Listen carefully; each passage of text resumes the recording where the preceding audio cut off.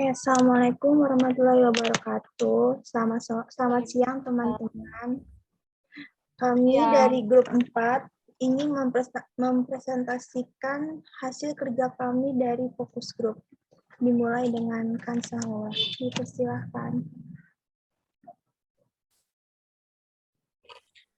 Siang teman-teman, untuk hari ini aku mau menjelaskan tentang mind map yang kita semua udah buat di masing-masing kelompok fokus grup. Nah, kalau aku sendiri ini ingin menjelaskan tentang Peraturan Presiden Nomor 95 Tahun 2018, yaitu mengenai sistem pemerintahan berbasis elektronik.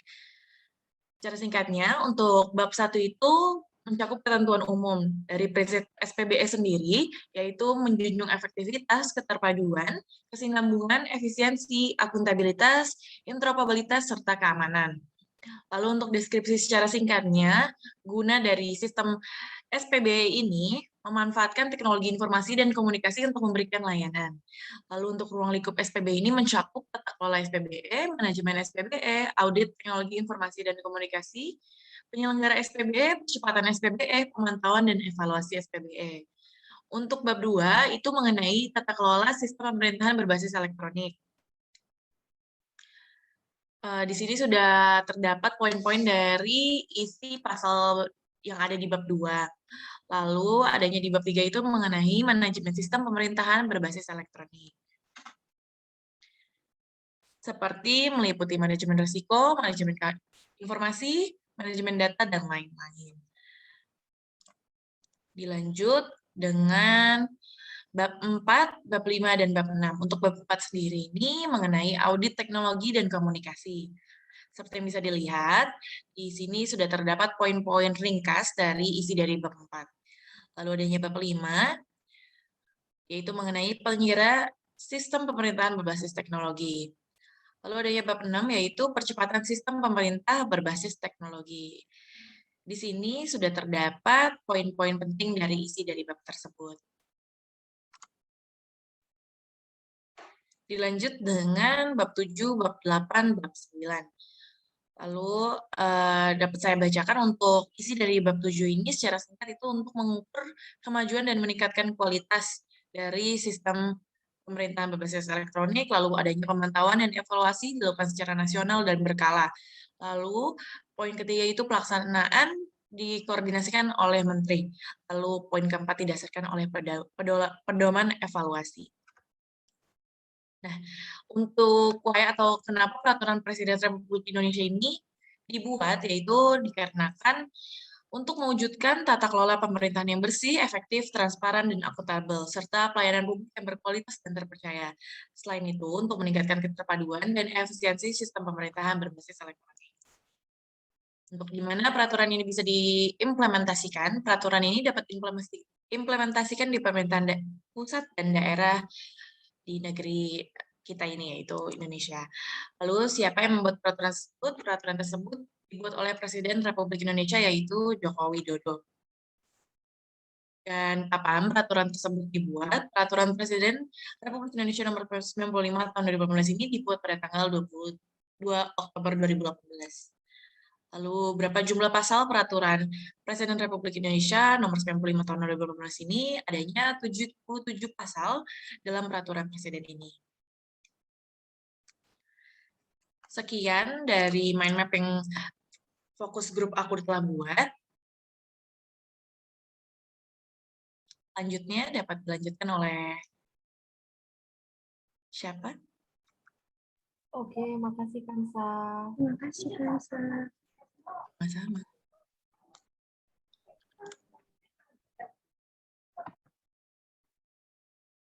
Selamat siang, teman-teman. Jadi, di sini saya akan mempresentasikan hasil dari fokus grup saya, yaitu tentang ISO. Izin share screen ya.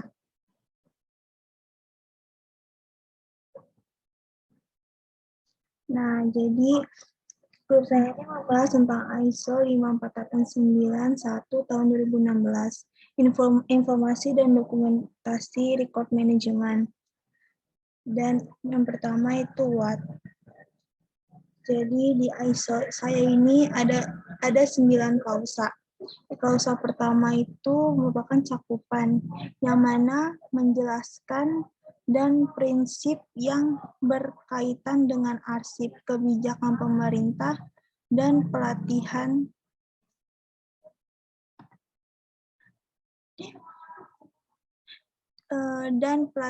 analisis berulang, pengendalian arsip, dan proses mengelola arsip.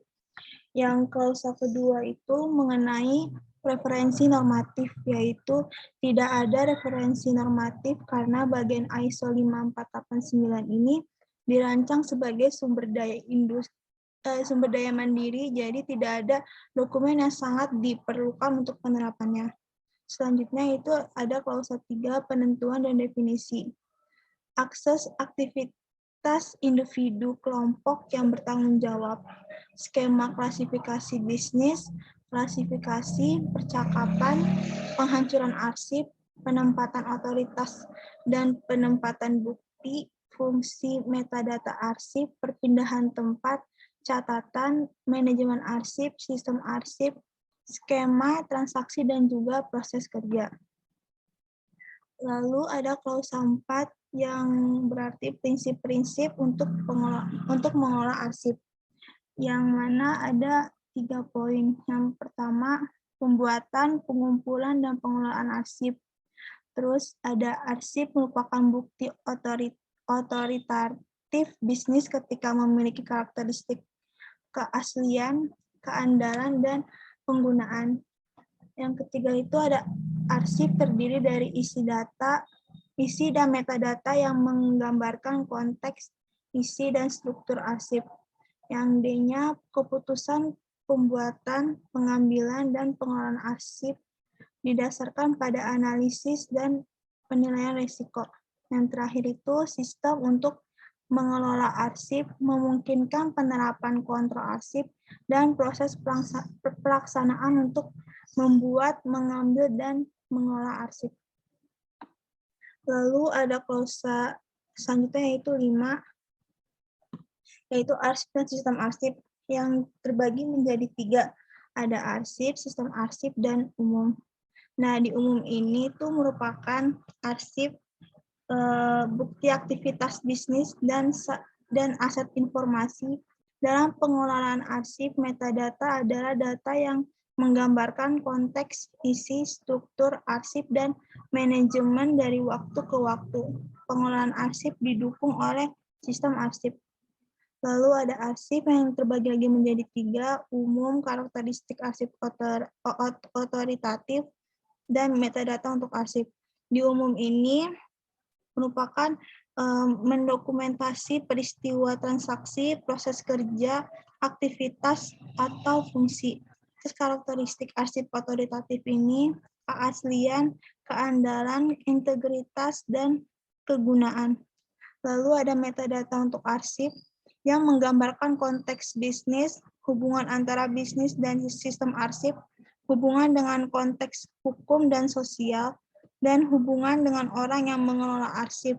Akses metadata dikontrol dengan akses resmi dan aturan. Metadata untuk arsip terdiri dari deskripsi isi arsip, struktur arsip, konteks bisnis di mana arsip dibuat dan dipakai, pengidentifikasi dan informasi lain, dan peristiwa bisnis. Lalu terakhir, sistem arsip yang ada umum dan karakteristik sistem arsip. Umum, sistem arsip ini harus menerapkan pengendalian arsip, melaksanakan proses untuk membuat, mengambil, dan mengelola, mendukung pembuatan dan pemeliharaan antar arsip dan metadata. Karakteristik sistem arsip ini dapat diandalkan aman, sesuai, komprehensif, dan sistematis. Lalu selanjutnya ada klausa 7 dan 6. Di klausa 6 ini terbagi menjadi 5. Umum, kebijakan, tanggung jawab, pemantauan dan evaluasi, dan kompetensi dan pelatihan. Di umum, menjelaskan kebijakan dan tanggung jawab, menentukan tanggung jawab, dan otoritas untuk hal-hal mengenai penciptaan rekaman, orang yang terlibat dalam pengelolaan arsip, dan penggunaan sistem arsip lainnya. di kebijakan ini harus mencakup pernyataan tentang ruang lingkup, standar yang berlaku, dan persyaratan audit, dan juga menunjukkan aktivitas bisnis yang terkait dengan kebijakan tersebut. Selain itu, kebijakan harus disahkan. Lalu tentang tanggung jawab, ini harus ditetapkan, ditugaskan, dan diumumkan. Tanggung jawab harus ditujukan kepada semua personil yang membuat dan menggunakan arsip sebagai bagian dari pekerjaan dan tercermin dalam deskripsi pekerjaan dan pernyataan serupa jika sesuai. Lalu pemantauan dan evaluasi dirancang untuk memastikan bahwa sistem dan proses arsip sesuai kebijakan. Sistem dan proses arsip beroperasi sesuai rancangan, perubahan persyaratan arsip terpenuhi, dan adanya perbaikan terus-menerus dalam pengelolaan arsip. Lalu ada kompetensi dan pelatihan. Nah, program pelatihan harus berkelanjutan dan mencakup tentang persyaratan kebijakan, praktik, peran, dan tanggung jawab untuk mengolah arsip. Pelatihan harus ditujukan kepada semua anggota yang bertanggung jawab atas pengelolaan arsip yang didukung oleh manajer senior. Lagi menjadi 5, umum ruang lingkup penilaian, memahami bisnis, menentukan persyaratan arsip, dan menerapkan persyaratan arsip. Di umum ini, penilaian adalah proses mengevaluasi kegiatan arsip untuk menentukan arsip mana yang perlu dibuat, diambil, dan berapa lama arsip perlu disimpan. Syaratnya yaitu mengembangkan pemahaman arsip dan menggunakan penilaian risiko. Penilaian harus diulang ketika ada kegiatan dan faktor risiko berubah. Lalu lingkup penilaian. Alasan penilaiannya itu pembentukan organisasi baru, kehilangan atau memperoleh fungsi atau kegiatan, mengubah praktik bisnis, mengubah lingkungan peraturan, pengenalan sistem baru, dan mengubah persepsi risiko dan prioritas. Di memahami bisnis ini, penilaian merupakan pemahaman mengenai organisasi dan bisnisnya, termasuk yaitu faktor internal dan eksternal, persyaratan operasional, sumber daya dan penggunaan teknologi, persyaratan pemangku kepentingan internal dan eksternal, risiko yang harus dikelola, analisis fungsi, dan identifikasi orang internal dan eksternal yang terlibat. Lalu ada menentukan persyaratan arsip, yaitu didasarkan analisis bisnis, diturunkan dari kebutuhan bisnis, persyaratan hukum dan peraturan, dan harapan masyarakat. Persyaratan yang diidentifikasi harus dikaitkan dengan fungsi, aktivitas, atau proses kerja tertentu sesuai dengan ruang lingkup penilaian. Lalu ada menerapkan persyaratan arsip. Metode untuk menerapkan persyaratan arsip ini harus ditentukan dengan mengacu kepada pengaturan bisnis dengan mempertimbangkan kapasitas organisasi tertentu dalam hal sumber daya dan keterampilan, sifat informasi, dan sistem arsip yang digunakan. Lalu terakhir ada klausa 8 dan klausa 9. Yang klausa 8 ini terbagi menjadi 5, yaitu umum, skema metadata untuk arsip, skema klasifikasi bisnis, aturan akses dan izin, dan otoritas disposisi. Yang umum ini dapat dirancang dalam berbagai bentuk, desain, dan implementasinya harus mempertimbangkan sifat dari sistem arsip yang dibutuhkan. Di skema metadata untuk arsip ini harus dikembangkan untuk mengidentifikasi, mendeskripsikan, dan mengelola arsip. Terdapat 6 kelas metadata yang digunakan dalam pengelolaan arsip, yaitu identitas, deskripsi, penggunaan rencana acara, riwayat peristiwa, dan relasi. Lalu ada skema klasifikasi bisnis. Sistem klasifikasi skema ini adalah alat untuk menghubungkan arsip dengan konteks pembuatannya agar tetap tahan terhadap perubahan organisasi. Skema klasifikasi ini harus didasari oleh fungsi dan aktivitas. Lalu aturan akses dan izin. Kategori aturan akses ini yang berlaku untuk mendasari hasil penilaian. Aturan akses dan izin berkaitan dengan agen, kegiatan bisnis, dan arsip. Hak dan izin dapat berubah sehingga aturan akses dan izin harus dipantau dan diperbarui secara rutin. Terus lalu ada otoritas disposisi. Pengembangan otoritas disposisi harus diidentifikasi hukum, peraturan, atau kebijakan dan dilakukan dengan tujuan menetapkan aturan untuk penyimpanan dan disposisi arsip. Otoritas disposisi harus diberi wewenang, diterapkan, ditinjau secara teratur. Terus, yang terakhir ada proses 9 tentang proses untuk mengambil dan mengolah arsip yang memiliki ada 9 bagian. Yang pertama adalah membuat arsip. Persyaratan ini digunakan untuk menentukan pembuatan arsip ketika proses kerja dan sistem arsip dirancang atau didesain ulang. Penciptaan arsip harus melibatkan pembuatan konten dan metadata yang mendokumentasikan. Lalu ada pengambilan arsip. Ketika penilaian menunjukkan bahwa perlu untuk menyimpan dan mengolah arsip, maka harus diselesaikan dengan mengambilnya dalam sistem arsip.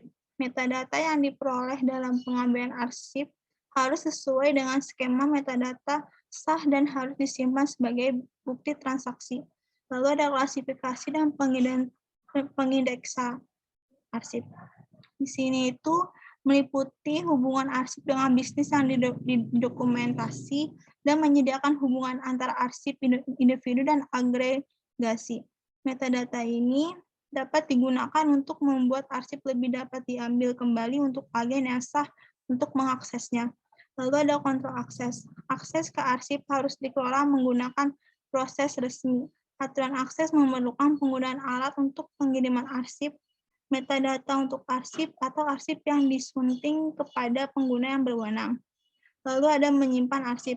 Hal yang harus dipastikan untuk melindungi arsip yaitu lingkungan dan media penyimpanan sesuai penggunaan bahan pelindung dan prosedur penanganan khusus, perlindungan dan pemantauan rutin keamanan fisik dan informasi, pengujian prosedur, dan pelatihan personel.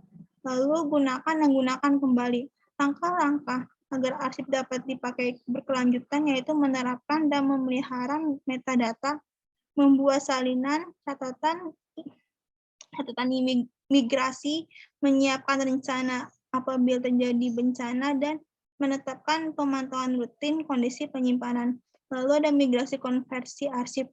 Proses migrasi dan konversi antara sistem bisnis dan atau arsip termasuk penghentian sistem atau dari analog ke format digital. Harus direncanakan, didokumentasikan, dikomunikasikan kepada pemangku kepentingan internal dan eksternal. Lalu ada disposisi. Tindakan disposisi yang telah ditentukan harus dilaksanakan, termasuk hal berikut, yaitu pemusnahan arsip, metadata transfer kendali atas arsip, dan metadata ke organisasi yang memiliki tanggung jawab, dan pemindahan kendali arsip dan metadata ke penyimpanan institusional atau eksternal secara permanen. Lalu ini mengenai kenapa ISO 5489 dibuat bertujuan pada aspek operasional manajemen arsip, fokus pada kontrol dan proses untuk pengelolaan arsip, merupakan dasar untuk digunakan oleh praktisi manajemen arsip dalam pernyataan prinsip-prinsip proses operasional dan kendali arsip, misalnya penciptaan, pengumpulan, penggunaan, dan pemusnahan. Lalu di mana dapat diimplementasikan secara internasional di segala perusahaan yang terkait. Lalu siapa? Dibuat oleh ISO Technical Committees. Selain itu, pembuatannya juga dibantu oleh organisasi internasional pemerintah dan non-pemerintah yang berhubungan dengan ISO. Lalu kapan? Dibuat pada tanggal 15 Juli 2016.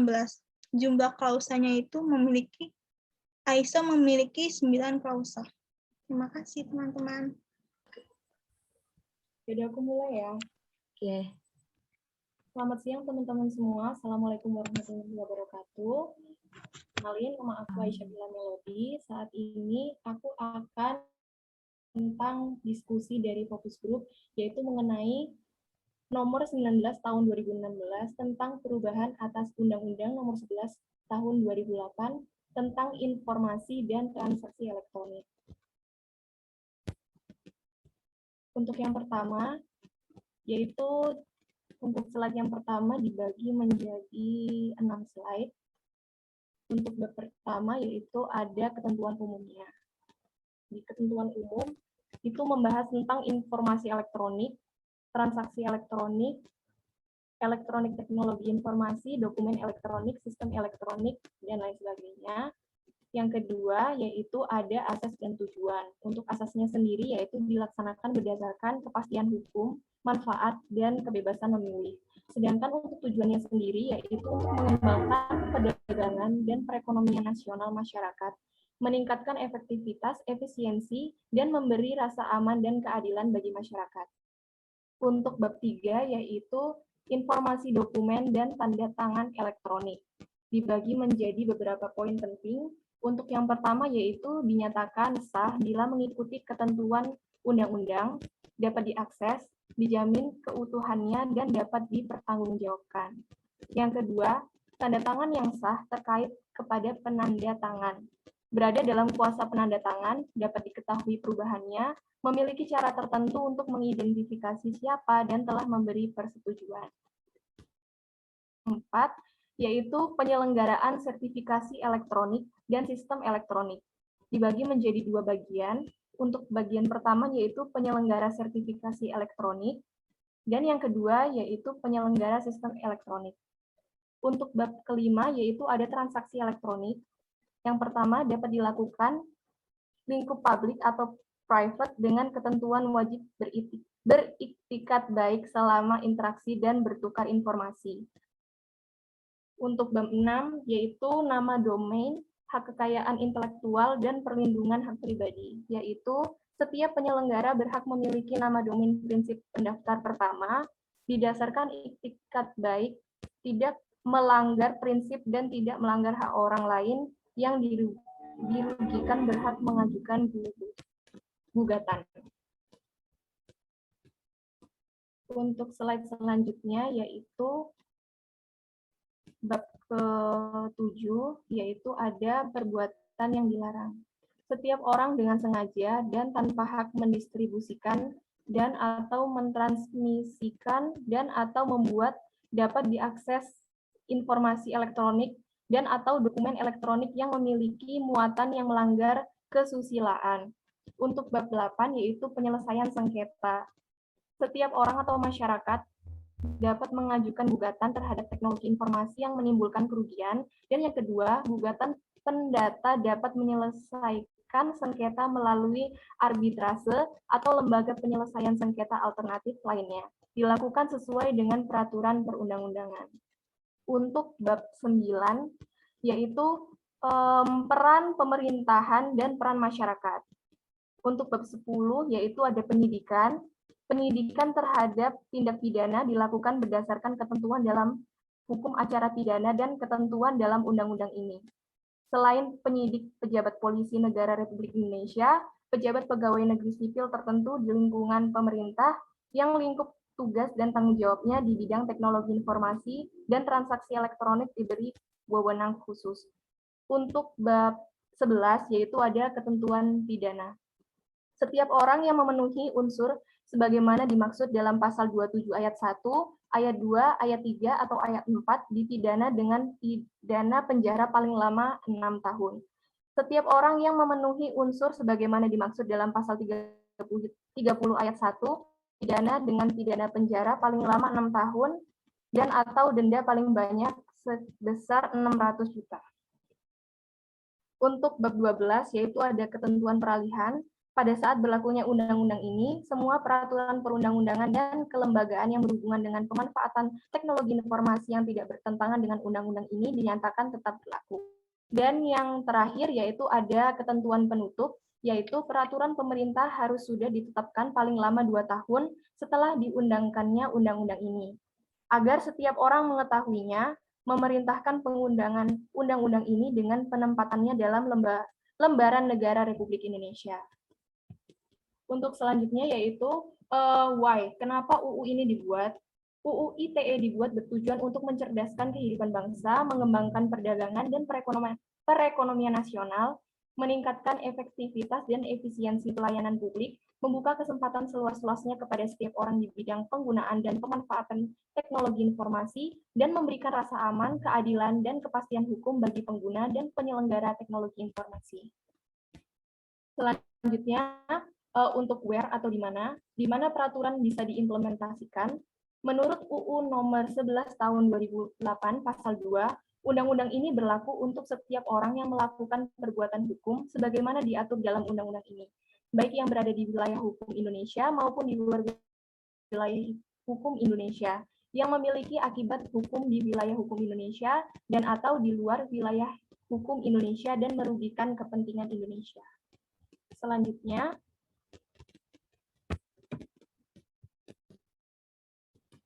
untuk pertanyaan who atau siapa yang membuat peraturan tersebut?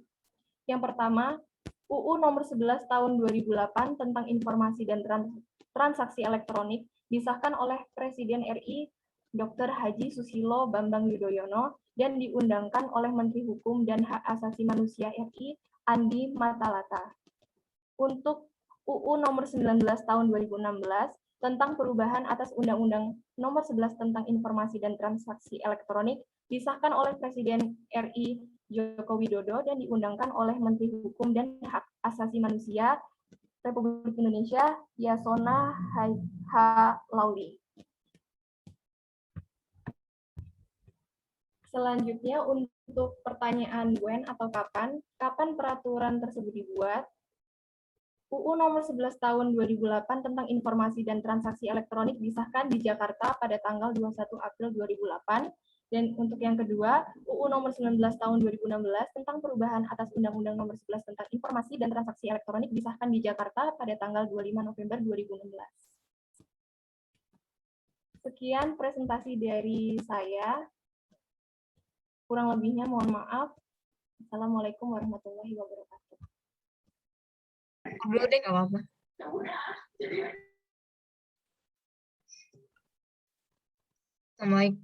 Assalamualaikum warahmatullahi wabarakatuh. Jadi hari ini aku mau mendiskusikan tentang hasil dari fokus grup tentang UU nomor 43 tahun 2009 tentang kearsipan.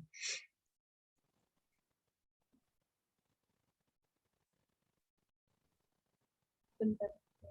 UU nomor 43 tahun 2009, bab pertama itu ada ketentuan umum, itu ada definisi dari macam-macam hal seperti kearsipan, arsip dinamis, dan lain-lainnya.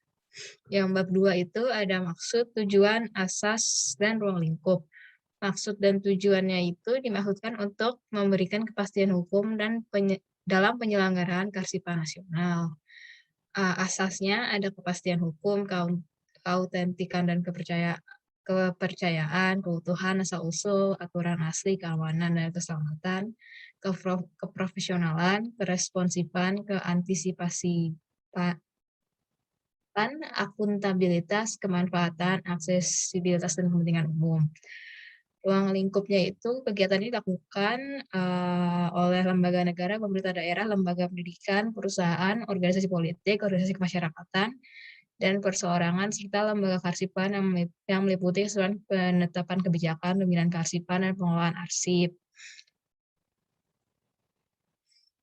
Lalu ada bab ketiga tentang penyelenggaraan kearsipan. Penyelenggaraan kearsipan secara nasional itu menjadi tanggung jawab ANDRI. Penyelenggaraan provinsi menjadi tanggung jawab pemerintahan daerah provinsi. Penyelenggaraan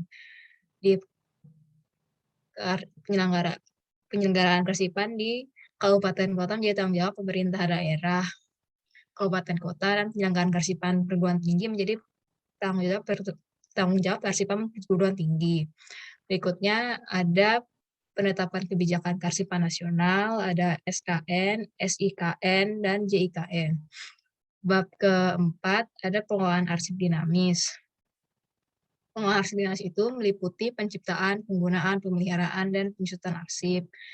Ada juga penciptaan arsip dilakukan dengan baik dan benar berdasarkan analisis fungsi, tujuan organisasi, serta harus memiliki komponen struktur, isi dan konteks arsip.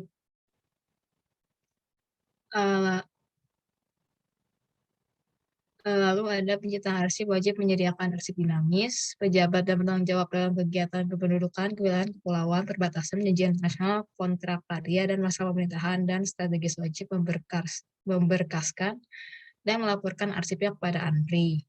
Paling lama 1 tahun. Penciptaan arsip wajib menjaga kerahasiaan arsip dan menutup akses arsip apabila arsip yang dibuka untuk umum dapat menghambat penegakan umum, membahayakan keamanan negara, mengganggu kepentingan hak atas kekayaan intelektual, dan perlindungan dari persaingan usaha tidak sehat. Berikutnya, pemeliharaan arsip dinamis dan penyusunan arsip dilaksanakan oleh pencipta arsip dan dilakukan sesuai dengan standar pemeliharaan. Lembaga negara, pemerintahan daerah, perguruan tinggi negeri, serta BUMN dan atau BUMD dilaksanakan wajib memiliki JRA.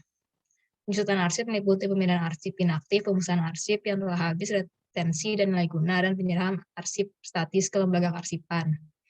Pemusnahan arsip wajib dilakukan dengan prosedur yang benar. Lembaga negara, pemerintahan daerah, perguruan tinggi negeri, serta BUMN dan atau BUMD wajib membuat program arsip vital. Berikutnya ada bab 5 tentang pengolahan arsip statis. Pengolahan arsip statis dilaksanakan untuk menjamin keselamatan arsip yang meliputi akuisisi arsip statis, pengolahan arsip statis, preservasi arsip statis, dan akses arsip statis. Reversi arsip dilakukan secara preventif dan kuratif, dilakukan untuk menjamin keselamatan dan kelestarian. Akuisisi arsip statis dilakukan oleh lembaga swasta dan diberi dana dari dalam negeri atau luar negeri. Pengolahan arsip statis dilaksanakan harus berdasarkan asal-usul dan asli. Akses arsip statis harus mudah untuk diakses demi kepentingan dan tidak merusak ketahanan ekonomi.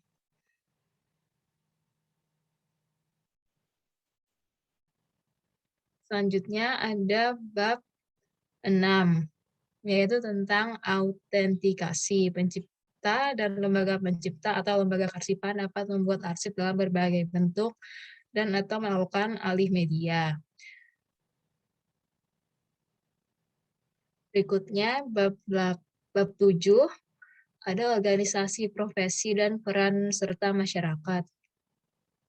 Yang pertama itu ada organisasi profesi. Arsiparis dapat membentuk organisasi profesi, pembinaan dilakukan oleh pemerintah dan pemerintah daerah.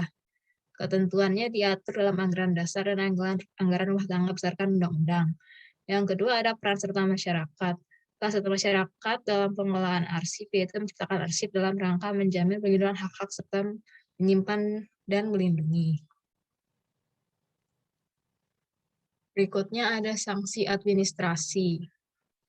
Di pasal 8.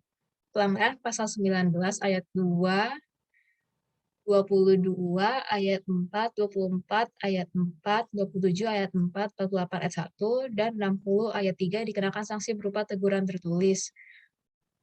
Pelanggar pasal 56 ayat 1 dan 64 ayat 1 dikenakan sanksi administrasi teguran tertulis. Dan pelanggar pasal 40 ayat 4, 42 ayat 1, 43 ayat 1, 2, dan 3 dikenakan sanksi administrasi berupa teguran tertulis. Maaf teman-teman, bab 7 kelewat. Jadi selanjutnya ada bab 7 organisasi, profesi, dan peran serta masyarakat. Yang kedua itu ada peran serta masyarakat. Peran masyarakat dalam penyelamatan arsip dilaksanakan dengan cara menyerahkan arsip statis kepada lembaga kearsipan, melaporkan pada lembaga kearsipan apabila terjadi tindakan ilegal dan tanpa prosedur yang diatur oleh undang-undang mengenai arsip, dan melindungi dan menyelamatkan arsip dan tempat penciptaan arsip dari bencana. Berikutnya akan dilanjutkan oleh Tasya.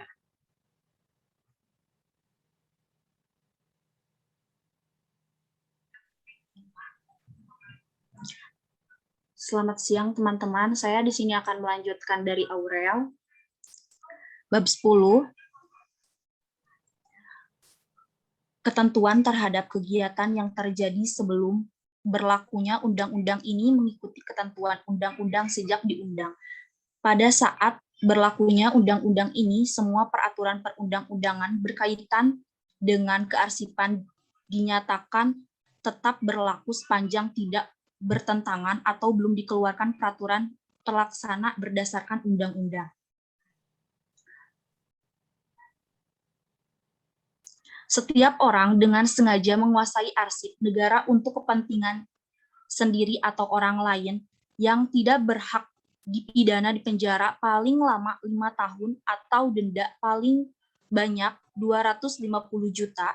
Setiap orang yang dengan sengaja menyediakan arsip dinamis kepada pengguna arsip tidak berhak dipidana paling lama 3 tahun, denda paling banyak 125 juta. Peraturan pemerintah diselesaikan paling lama 1 tahun terhitung sejak undang-undang ini berlaku. Peraturan Kepala ANRI diselesaikan lama 1 tahun terhitung sejak undang-undang ini berlaku. Pada saat undang-undang mulai berlaku, Undang-Undang Nomor 7 Tahun 1971 tentang ketentuan pokok kearsipan dicabut dan dinyatakan tidak berlaku. Undang-undang ini dimulai berlaku pada tanggal yang diundangkan. Next. Kenapa undang-undang ini dibuat? Berdasarkan bab 2 pasal 2 Undang-Undang Nomor 43 Tahun 2009, undang-undang ini dibuat memberikan kepastian hukum dalam penyelenggaraan kearsipan nasional.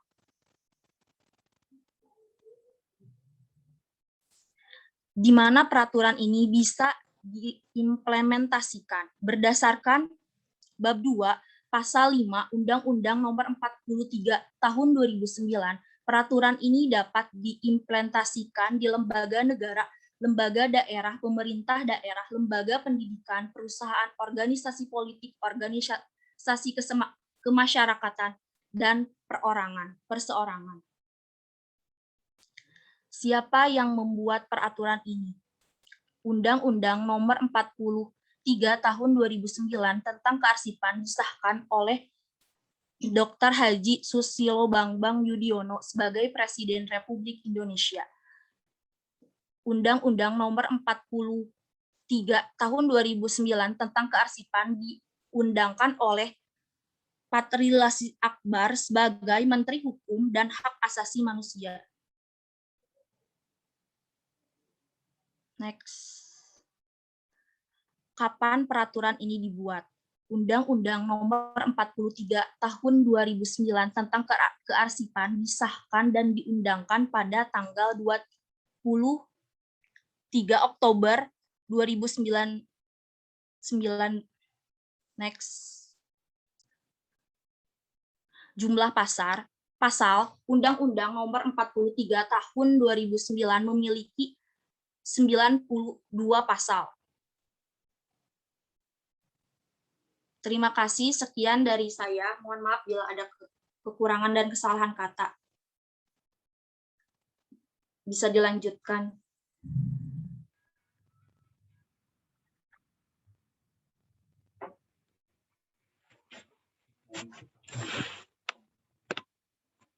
Assalamualaikum teman-teman.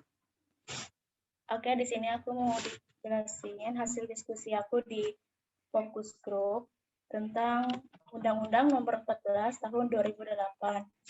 Ya, tentang keterbukaan informasi publik. Sebelum itu aku menjelaskan informasi publik itu informasi yang dihasilkan, disimpan, dikelola, dan dikirim.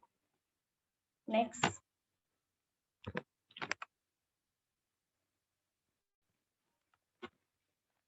Di sini ada 14 bab ya. Bab satunya itu tentang ketentuan umum yang berisikan tentang informasi publik, badan publik, komisi informasi, sengketa informasi publik, mediasi, dan lain-lain. Nah, bab 2-nya itu tentang asas dan tujuan. Asasnya itu harus bersifat terbuka, terbatas, cepat, dan tepat waktu. Tujuannya itu ada beberapa poin penting. Di sini aku mau jelasin dua aja ya.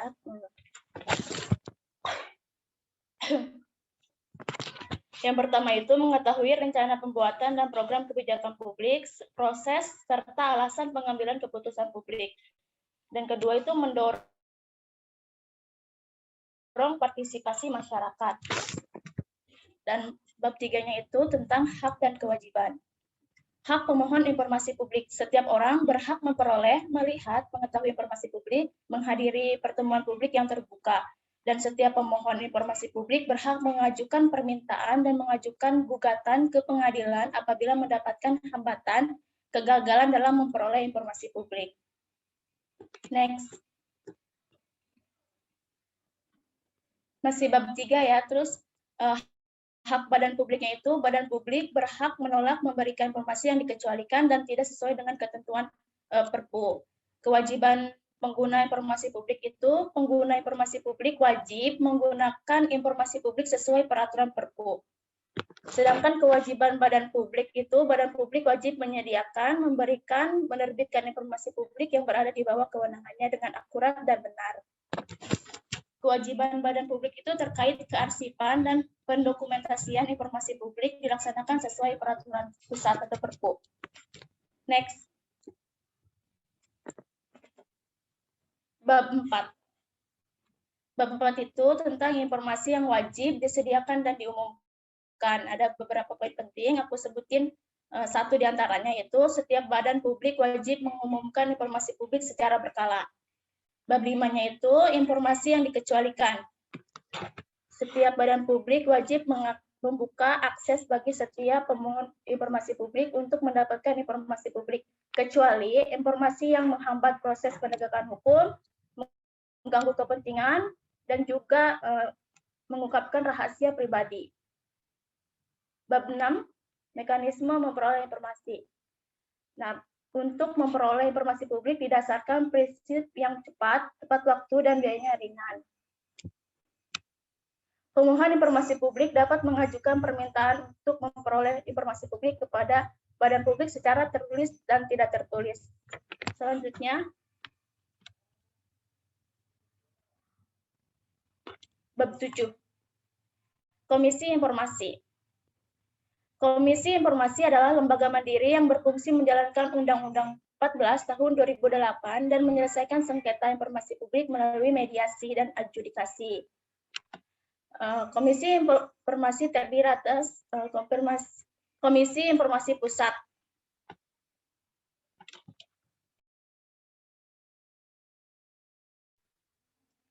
Bab 8 tentang keberatan dan penyelesaian sengketa melalui Komisi Informasi. Keberatannya itu setiap pemohon informasi publik dapat mengajukan keberatan secara tertulis kepada pejabat pengelola informasi. Dan keberatan diajukan oleh pemohon informasi publik dalam jangka waktu paling lambat 30 hari kerja. Penyelesaiannya itu untuk penyelesaian sengketa informasi publik diajukan kepada Komisi Informasi Pusat. Dan upaya penyelesaian sengketa informasi pusat diajukan dalam waktu paling lambat 14 hari kerja. Next.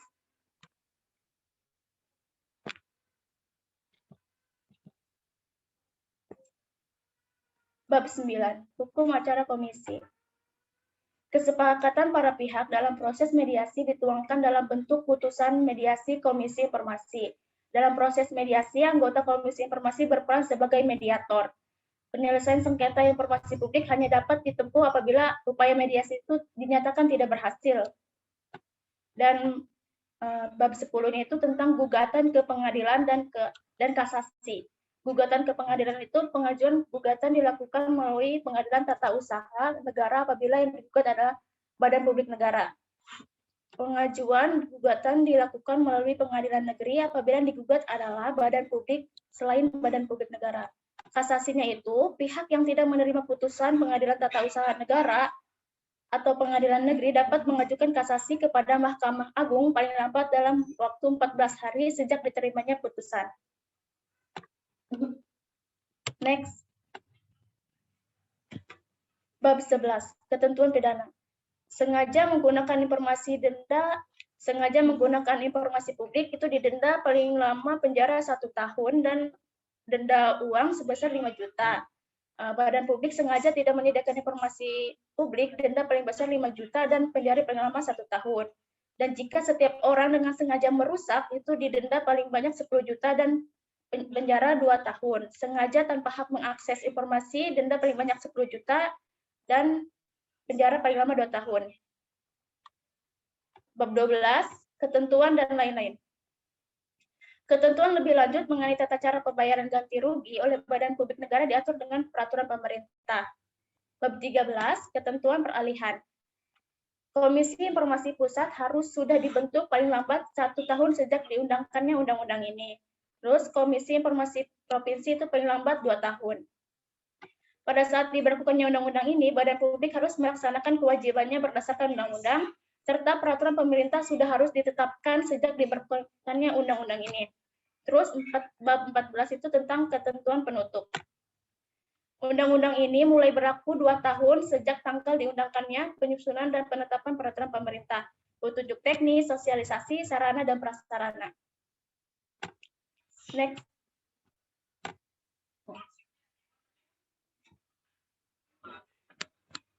Mengapa Undang-Undang Nomor 14 Tahun 2008 ini dibuat? Di sini ada 7 poin, aku sebutin 3. Untuk menjamin hak warga negara untuk mengetahui rencana pembuatan kebijakan publik dan proses pengambilan keputusan serta alasan pengambilan keputusan. Yang kedua, mendorong partisipasi masyarakat dalam proses pengambilan kebijakan publik. Yang ketiga, meningkatkan peran aktif masyarakat dalam pengambilan kebijakan publik dan pengelolaan badan publik yang baik. Next.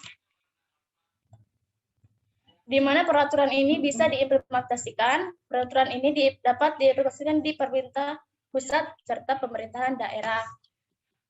Terus, next, siapa yang mensahkan dan mengundangkan?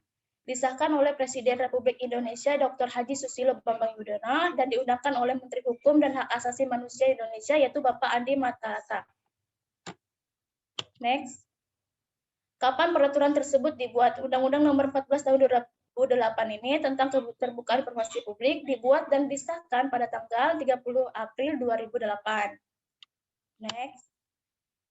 Berapa jumlah pasal Undang-Undang Nomor 14 Tahun 2008? Yaitu terdapat 64 pasal dalam Undang-Undang Nomor 14 Tahun 2008 dan ada 14 bab. Sekian dari saya, kurang lebihnya mohon maaf. Jika kurang lengkap, teman-teman bisa memahami dari mind map yang udah aku share ya teman-teman. Terima kasih. Terima kasih, Upi. Terima kasih, Upit. Oke, teman-teman, terima kasih atas sharing yang kalian jabarkan tadi. Apakah ada pertanyaan? Enggak, Cak. Nggak ada. Sama Insya, Terima nggak kasih ada. juga teman-teman. Ya.